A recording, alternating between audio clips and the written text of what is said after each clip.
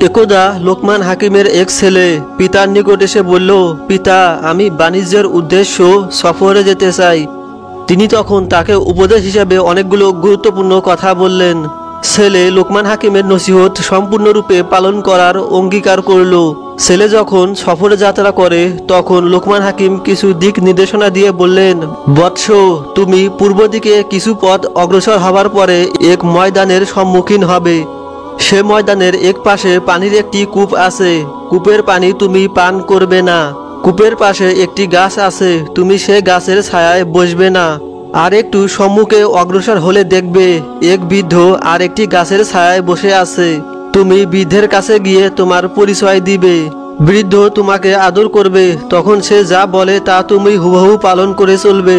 এর মধ্যে তোমার মঙ্গল নিহিত আছে।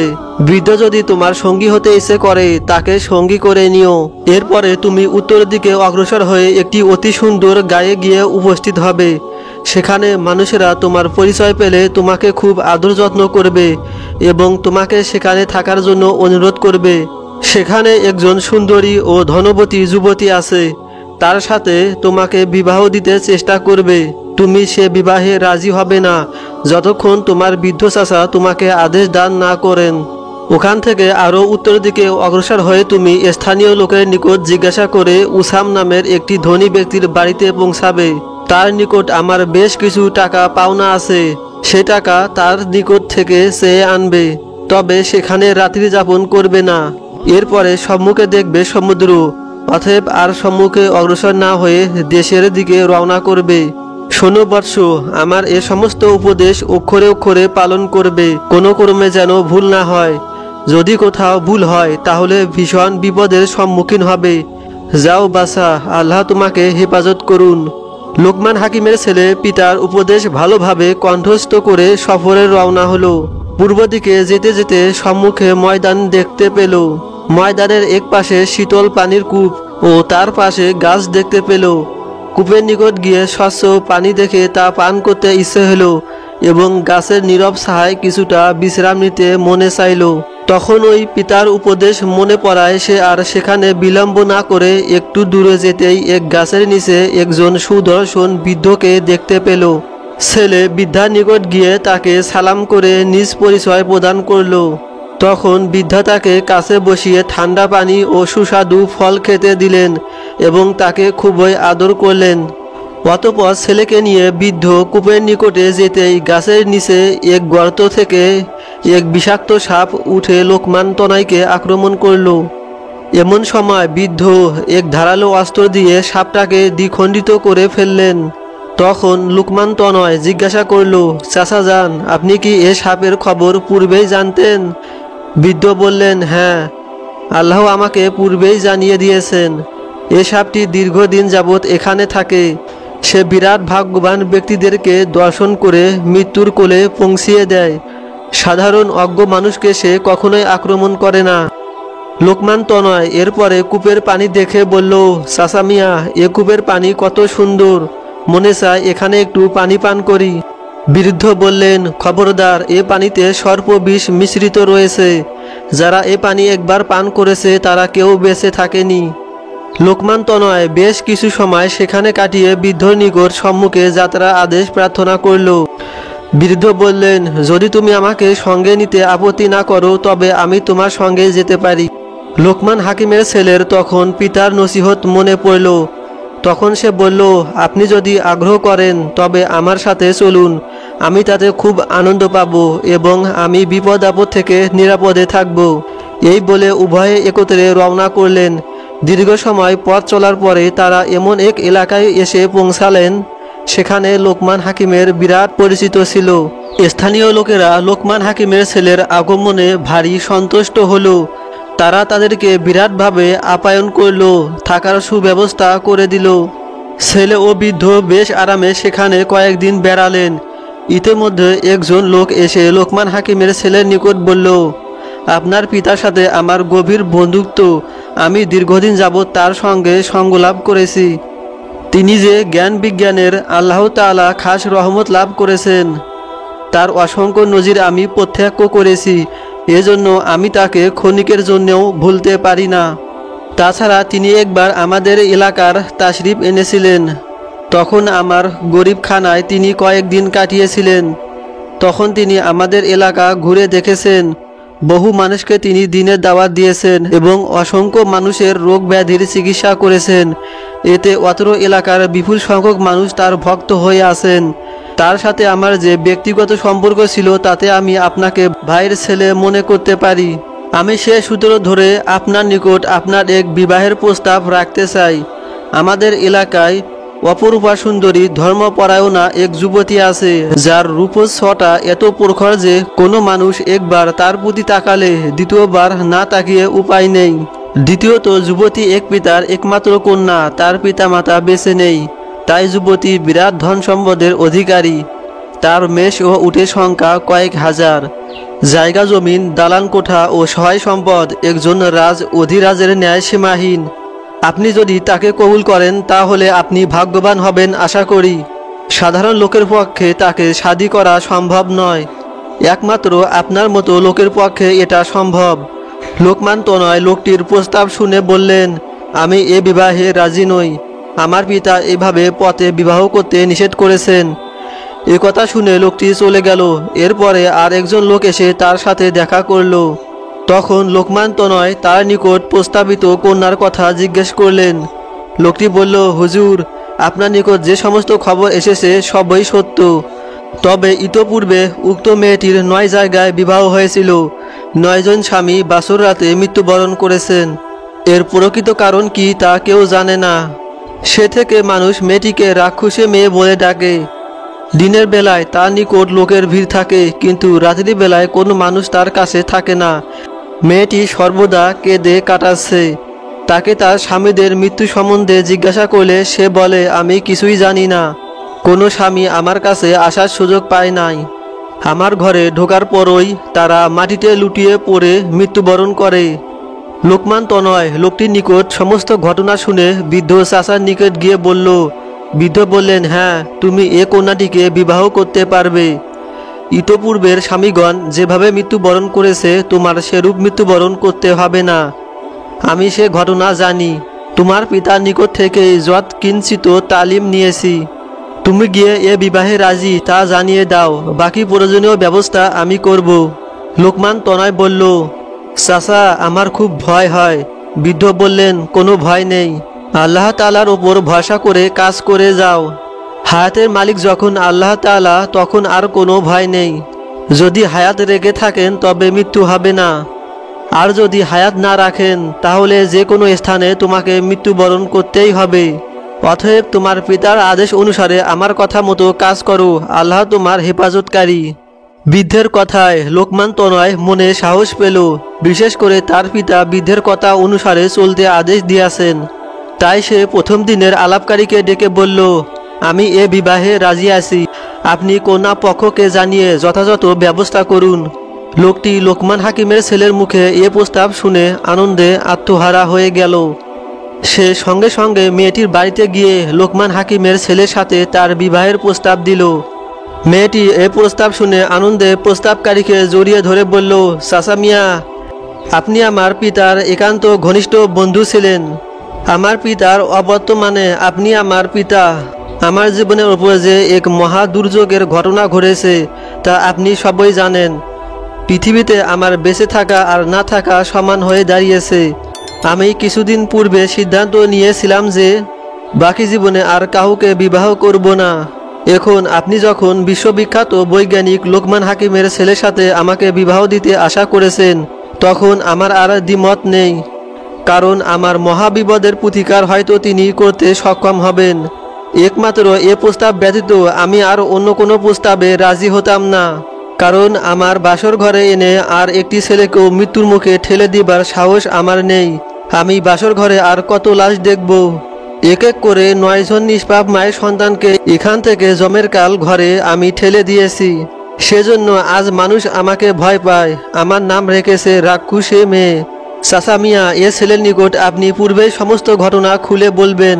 তারপর যদি সে স্বইচ্ছায় আমাকে শাদী করে এখানে আসে তবে আমি তাকে স্বাগত জানাবো। লোকটি গিয়ে লোকমান হাকিমের ছেলে ও বৃদ্ধকে কন্যার সমস্ত ঘটনা বলল। অতঃপর তারা একত্রে বসে বিয়ের তারিখ ও সময় নির্ধারণ করলো। দেশবাসী এ বিষয়ে খবর শুনে বলল, আরেকটি নিষ্পাপ ছেলে মৃত্যুকে আলিঙ্গন করতে যাচ্ছে। লাশ বহনকারী ডোমেরা একে অপরকে বলল, কালকে আর অন্যদিকে যাত্রা হবে না। আজকে রাক্ষসী কন্যার বিবাহ হচ্ছে, আগামী দিন ভোরবেলা সেখানে লাশ সরাতে যেতে হবে। তো এভাবে দেশের মানুষের মধ্যে আলোচনার এক বন্যা বইতে আরম্ভ হলো। অনেকে এ বরকে জীবিত অবস্থায় একবার দর্শনের উদ্দেশ্য সেখানে এসে হাজির হলো। কেউ কেউ বরকে বলল, জনাব, আপনাকে দিয়ে রাক্ষসী কন্যার 10 জন স্বামী পূর্ণ হবে। আপনার পরে যে আসবে সে পড়বে 11 নম্বরে। কেউ বরকে বলল, জেনে শুনে মৃত্যু ঝুঁকি নিতে আসলেন। আবার কেউ বলল, সম্পদের লোভে ইতিপূর্বে 9 জনের প্রাণ দিয়েছে, অতএব ধন সম্পদ লোভ পরিত্যাগ করে দেশের ছেলে দেশে ফিরে যান। এভাবে নানা লোক নানা মন্তব্য করতে শুরু করলো। লোকমান হাকিমের ছেলে মানুষের কথায় ঘাবড়ে গেল। তখন তিনি তার পিতার উপদেশগুলো সম্পূর্ণরূপে আরেকবার স্মরণ করল। পিতার কথা ছিল, গাছের নিচে যে বৃদ্ধকে দেখবে তার কথা মতো চলবে। যদি সে তোমার সঙ্গী হতে চায় তবে তাকে সঙ্গী করে নিবে। এ কথাগুলো স্মরণ করে মনকে সে প্রভাত দিল এবং নিজে খুব শক্ত হলো। নির্দিষ্ট দিন নির্দিষ্ট সময় বহু লোকের উপস্থিতিতে লোকমান তনয়ের বিবাহ কার্য সম্পন্ন হলো। বিবাহের অনুষ্ঠানে পূর্বে সে 10 গুণ লোক জমায়েত হলো, কারণ একটি যুবক স্বেচ্ছায় মরতে যাচ্ছে। তাকে একবার দেখতে ইচ্ছে না হয় কার? বিবাহ কার্য সমাধা করে লোকজন চলে গেল। ভোরবেলার দৃশ্য দেখার অপেক্ষায় সকলে সময় কাটাতে লাগলো। বৃদ্ধ লোকমান তনয়কে ডেকে একা একা বললেন, বৎস, তুমি সন্ধ্যাবেলা কন্যার কক্ষে গিয়ে কোথাও বসবে না।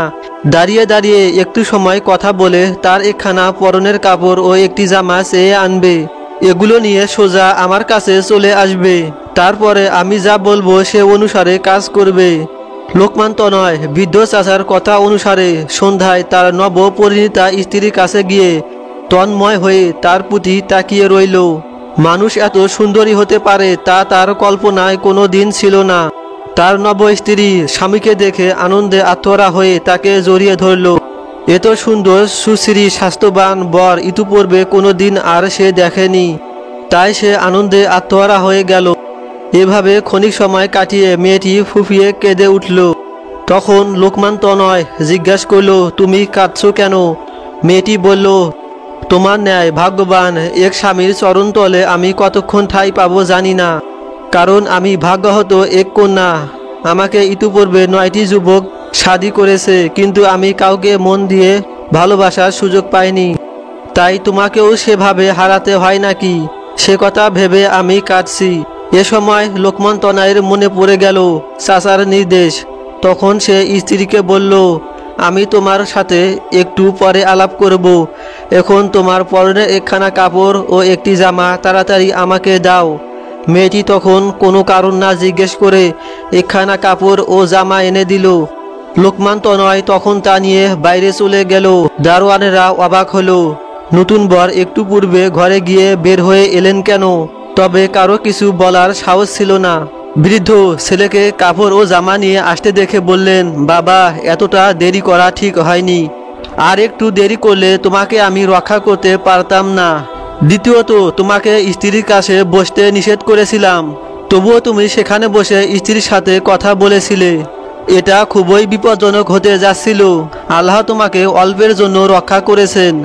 যা হোক, বাকি কথা পরে শুনবো। এখন তুমি আমার উপদেশ অনুসারে কাজ করো। একথা বলে বৃদ্ধ মেয়ে লোকটির কাপড় ও জামা একটি পাত্রে রেখে তাতে আগুন ধরিয়ে দিলেন।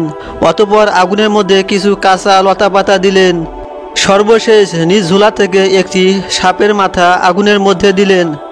যখন এগুলো অধিকাংশ পুড়ে গেল এবং প্রচণ্ড ধোঁয়া নির্গত হতে আরম্ভ হয়, তখন তিনি লোকমান তনয়কে বললেন, এ পাত্রটি তুমি নিয়ে তোমার বাসর ঘরে রেখে দাও।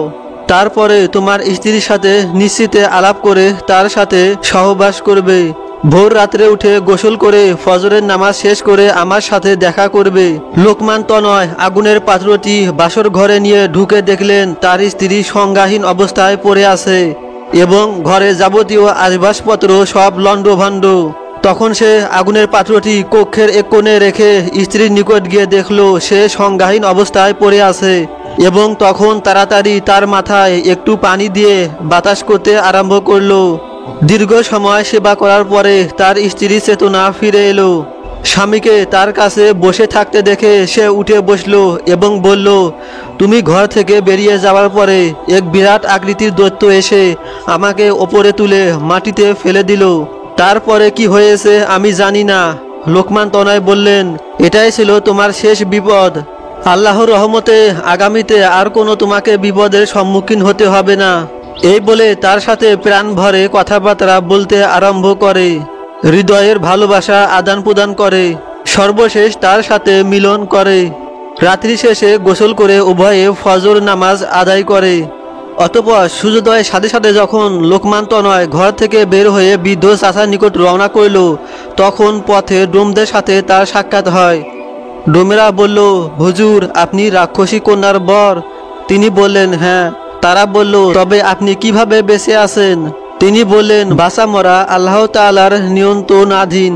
আল্লাহ আমাকে বাঁচিয়ে রেখেছেন। তোমরা প্রতিবারে লাশ সরিয়ে যে টাকা পেতে আমার নিকট সে টাকা নিয়ে নাও। কথা বলে তাদেরকে 500 টাকা বকশিশ দিয়ে দিলেন। ডোমেরা বর জীবিত থাকার কথা সারা এলাকায় ছড়িয়ে দিল।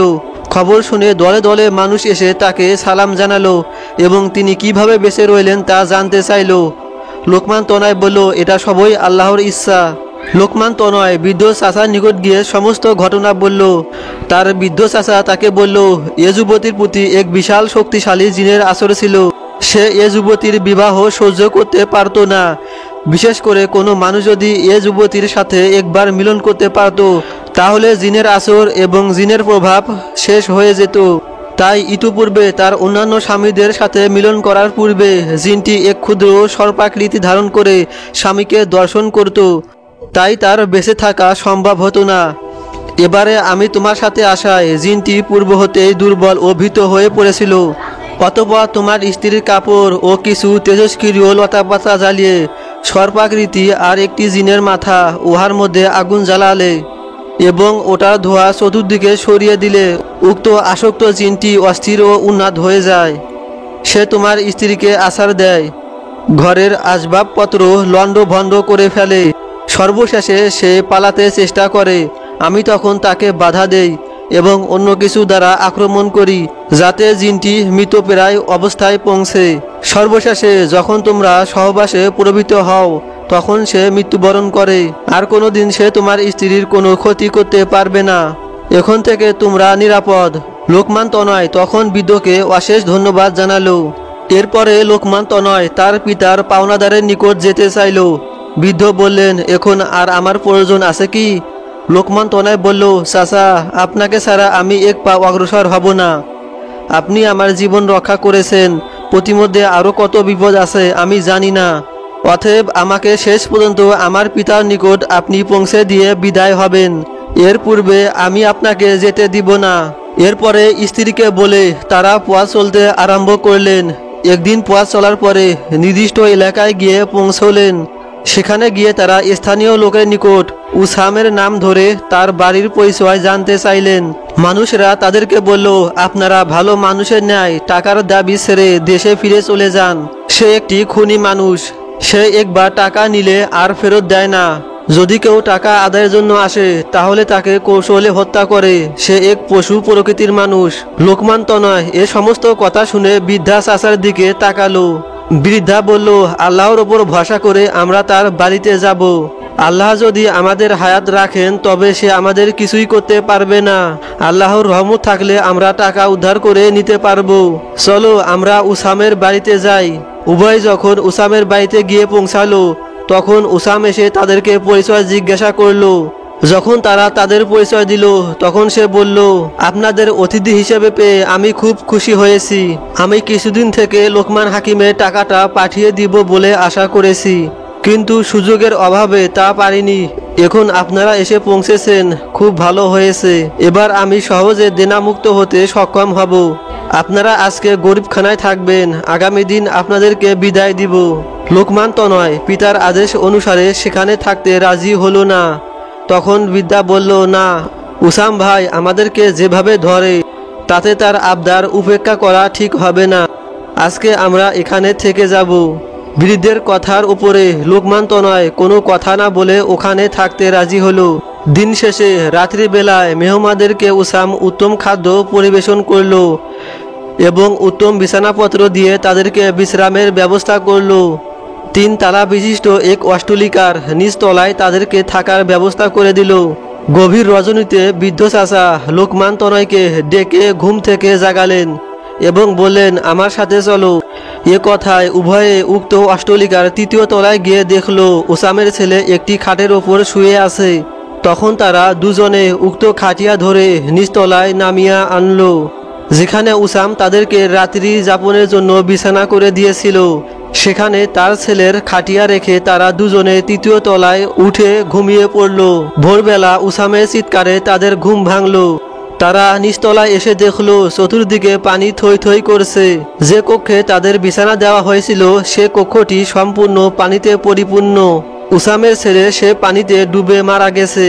মরা ছেলেকে সম্মুখে রেখে উসাম চিৎকার দিয়ে কাঁদছে। বৃদ্ধ ও লোকমান তনয় নিচে আসলে উসাম তাদেরকে লক্ষ্য করে বলল, আপনারা আমাদেরকে উপযুক্ত শিক্ষা দিয়েছেন। আপনারা যে এত দূরদর্শী তা আমি ভাবতে পারিনি। আমি আমার নিচতলায় এক মরণ ফাঁদ পেতেছি। রাত্রিবেলায় এখানে সমুদ্র ঢেউ এসে পানিতে কক্ষটি ডুবে যায়। সম্মুখের দরজা গভীর রাতে আমি বন্ধ করে রেখে যাই, যাতে করে এখানে বসবাসকারী বের হতে না পারে, পানিতে ডুবে মারা যায়। আজকে আপনারা দরজা বন্ধ করার পূর্বেই এখান থেকে সরে গিয়ে আমার ছেলেকে রেখে গিয়েছিলেন। আজকে আমি রাত্রি শেষে দরজাটি বন্ধ করে গিয়েছিলাম। তখন আমি জানি না যে এ কক্ষে আপনারা নেই, এখানে আমার ছেলে শায়িত রয়েছে। যদি আমি কোনো রকম এ খবর অবগত হতাম তাহলে ছেলেটির এভাবে সলিল সমাধি হতো না। যাই হোক, সবই আমার কর্মফল। আমি জীবনে বহু পাওনাদারকে এভাবে হত্যা করেছি, শেষ পর্যন্ত প্রতিফল আমি পেয়েছি। আমি বাকি জীবনে আর এসব কাজে প্রবৃত্ত হব না। আল্লাহ আমাকে উপযুক্ত শিক্ষা দিয়েছেন। আমি আপনাদের হাতে তওবা করে নতুন জীবন আরম্ভ করব। আপনারা আমার এ দৃষ্টান্তপূর্ণ অপরাধ ক্ষমা করে দিন। বৃদ্ধ উসামের কথা শুনে বললেন, আল্লাহ বোধ হয় তোমাকে হিদায়ত করার জন্যই আমাদেরকে প্রেরণ করেছেন। যে অপরাধ তুমি জীবনভর করেছো তার জন্য আল্লাহর দরবারে ক্ষমা প্রার্থনা করো। তোমার নিকট যে সমস্ত মানুষের টাকা পাওনা আছে বা ছিল তা অতি সত্বর তাদের বাড়িতে গিয়ে পরিশোধ করে এসো, না হয় আল্লাহ তাআলা তোমাকে ক্ষমা করবেন না। উসাম তখন লোকমান হাকিমের পাওনা টাকা এনে তার ছেলের হাতে দিয়ে বলল, আমি এখন থেকে বাকি সকল পাওনাদের টাকা অল্প দিনের মধ্যে পরিশোধ করার নিয়ত করেছি। আপনারা আমার জন্য দোয়া করুন। আমি যে ছেলের ভবিষ্যতের জন্য জঘন্য পন্থায় টাকা পয়সা অর্জন করেছি সে ছেলে আমার সম্মুখে বিদায় হয়ে গেল। আমার আর কোনো ছেলে মেয়ে নেই, অতএব আমি আর কার জন্য উপার্জন করব? আমার লোভের পরিসমাপ্তি ঘটেছে। উসামের নিকট থেকে টাকা নিয়ে বৃদ্ধ ও লোকমান তনয় দেশের দিকে রওনা করলেন।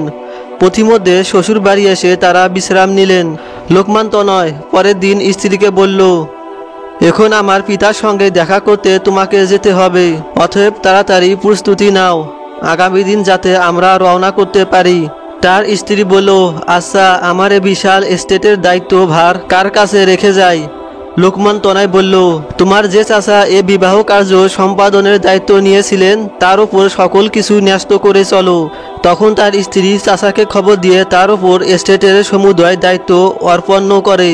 বিবাহে পাওয়া উপকৌটন, নিজ অলংকারী, কাপড় চোপড় ও কতক টাকা পয়সা, তারা সকলে কয়েকটি উটের পৃষ্ঠে সওয়ার হয়ে দেশের উদ্দেশ্য রওনা করল।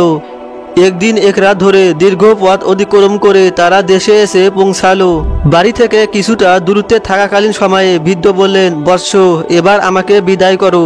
লোকমান তনয় বলল, চাচা মিয়া, আপনি আমাকে যে সমস্ত বাধা বিপত্তি থেকে উদ্ধার করেছেন তাতে আপনাকে পথিমধ্যে বিদায় দেব না। আমাদের বাড়িতে যাবেন, আমি প্রাণ ভরে কিছু সময় আপনাকে খেদমত করব। আমার পিতা আপনার নিকট সমস্ত দুর্ঘটনার বিবরণ শুনবেন, তারপরে আপনি বিদায় হবেন। বৃদ্ধ বলল, বাবা, আমি এবারে তা পারবো না, যেহেতু তোমার সাথে অনির্ধারিত সফরে আমার অনেক মূল্যবান সময় অতিবাহিত হয়েছে এবং অনেক প্রোগ্রাম ক্ষতি সম্মুখীন হয়ে আছে। অতএব আমাকে এখনই গিয়ে সেগুলোর ক্ষতিপূরণ করতে হবে। এখন তোমরা চলে যাও, আমি একবার শীঘ্রই তোমার পিতার সাথে সাক্ষাৎ করব। তখন লোকমান তনয় বলল, চাচা মিয়া, আপনি দয়া করে 3টি উষ্টে বোঝাই মালামাল নিয়ে যান। বৃদ্ধ বললেন, ভাগটা তুমি করে দিলে, ওটা আমার উপর ন্যস্ত করা উচিত ছিল। তখন লোকমান তনয় বলল, হ্যাঁ চাচা মিয়া, এটা আমার ভুল হয়েছে, আমাকে ক্ষমা করুন।